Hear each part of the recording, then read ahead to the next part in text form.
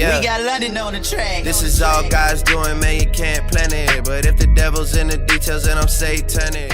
People's kid, how we doing? It's your boy Kobe back at it again with another video, and as always, I hope you guys are having a blessed day. As the NBA regular season starts to get back on track after an epic All-Star weekend, I thought it would be interesting to discuss one of the most confusing storylines in the entire league. Markelle Fultz, Sixers guard and the #1 overall pick in the 2017 NBA Draft, has been MIA this year while dealing with a combination of issues that are pretty hard to explain to say the least. In this video, I'm going to do a brief recap on what exactly is going on with Fultz and whether or not I think he is going to be able to prevail in the NBA. Real quick, if you haven't already, make sure to subscribe for more basketball content on the regular, and also make sure to drop a like on this video. Alright, with that plug out of the way, let's jump right into the video.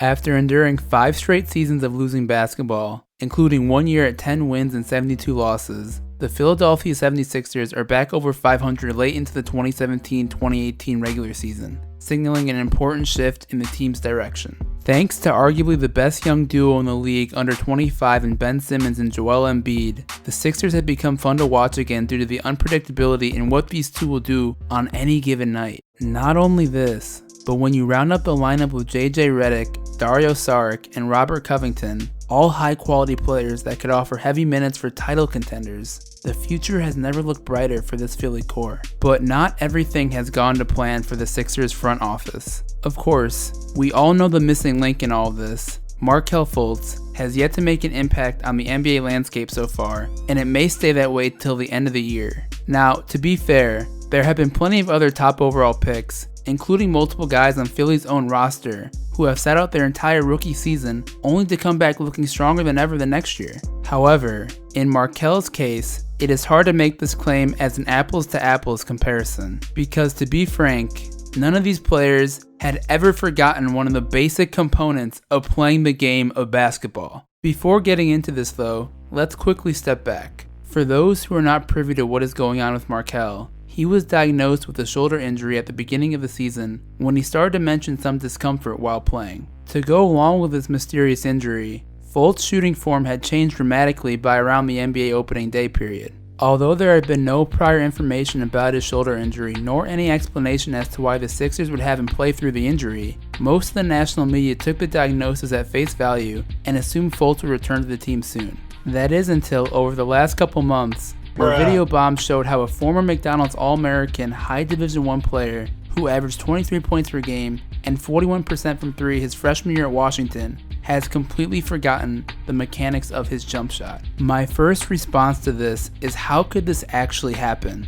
What feels like a scene from a Hollywood movie is actually being played out in real life. As you can see in workouts prior to his shooting motion change, Fultz carried a respectable looking jumper, one you would expect that could get off over most NBA point guard defenders due to Markelle's size and relatively high release shot. Now, however, there is much more of a hitch and the release point is far lower than before in his jump shot, with little noise surrounding the health of his shoulder and quotes from head coach Brett Brown saying Fultz must, quote, be able to shoot a basketball before returning. It is hard not to panic on the future of Markelle in the NBA. Without a jump shot, Fultz goes from a top scoring guard threat at his peak to a player who lacks any other special trait to make him valuable. He wasn't known for his vision, not a great defender, nor someone who did much without the ball in his hands. In fact, even in his prior form, he looked much more like a potential shooting guard or combo guard during his time at Washington than a pure point guard. So to Brown's point, it is pretty important for Fultz to regain his shooting touch before he returns to the court. The main question is though, will it ever return? To answer this, we need to go a bit deeper. While we have all never seen something quite like this in the NBA before, the act of losing a critical skill set out of nowhere is not uncommon to other pro athletes. Whereas some baseball pitchers are unable to throw to first base, or some golfers who totally forget their swinging mechanics, Fultz has lost the ability and confidence to recapture his jump shot. To me, it is clear that this is mainly a mental battle that Markelle will need to overcome before the Sixers think of returning him to legit NBA action. According to several shooting experts, they are convinced Fultz will need to completely rebuild the muscle memory in his shooting mechanics. Yet, as I imagine Markelle has already been working hard at readjusting his shot, I believe it is more important for him to stop thinking about his form and just play ball, whether it be scrimmages or a rehab assignment in the G League. Fultz needs to revisit his inner confidence and just go out and play through his mistakes. If I'm Sixers management, I would give Markelle full reign on developing his own shot however he would like and try not to pass too much judgment on how his form looks or what he should be changing. For the sake of his own sanity, Markelle needs to hear from others around him more of what makes him great instead of what he needs to improve. More than anything, he needs to remember there was a reason he was chosen number 1 overall, and it has to do with his potential to be a franchise player in this league. Game action where Fultz can make plays and build confidence no matter who the competition is the only medicine for his mental health at the moment.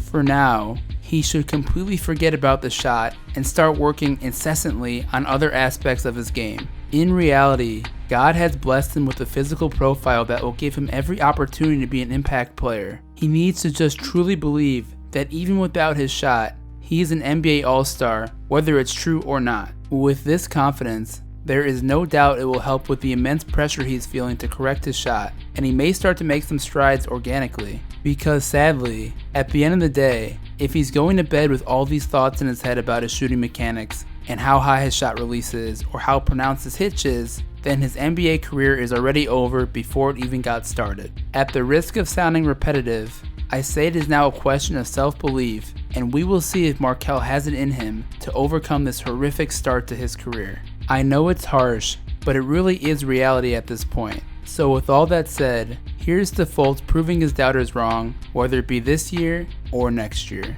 Anyways guys, that is the video. Hope you enjoyed. Man, this is such a weird story. I really have never heard of this before in my life. I'm rooting for him, but because of the rarity of the situation, I absolutely have no idea how this will end up. I need to hear your guys' thoughts. What do you think about this Markelle Fultz situation, and what would you do if you were Sixers management? Do you think his career is in jeopardy? Share your comments below. With that said, hope everybody has a great rest of the day or night. I'll be back at it soon. Peace out.